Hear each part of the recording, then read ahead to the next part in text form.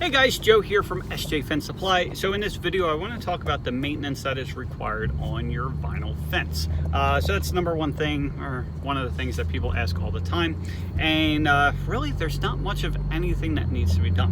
However, that being said, people ask all the time, about the fence turning green or black and things like that. So basically that happens one of two ways. Okay, number one is if you are installing your fence in a shaded area, what's going to happen is you have the morning dew, right? And that's over the grass, the cars, fences, like everything. Well, when there's trees involved and basically the shade, well, as it gets sunny out, it's still staying shaded, so then that moisture does not get evaporated. So what ends up happening is it basically stays wet, and with the wind blowing and everything else, you get the dust, the pollen and everything else, and it basically sticks to it, and over time it just keeps on getting thicker and thicker until it turns like basically brown or green. That being said, the good thing about vinyl fences, for cleaning that, it's very simple. So basically you get a mixture of bleach and water. So like a 50-50 mixture, put in a pump sprayer, like the pesticide type pump sprayers. You basically spray it on there, leave it for about 10 minutes, and then hose it off. You will see it literally disintegrate the growth on there. So that's number one.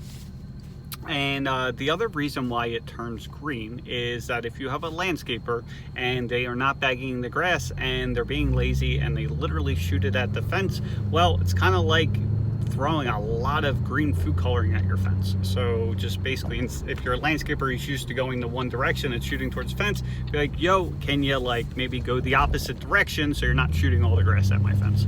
And that's really about it. So if you are in the South Jersey, Pennsylvania, Delaware area, we do try to make it as easy as we possibly can for you to buy materials.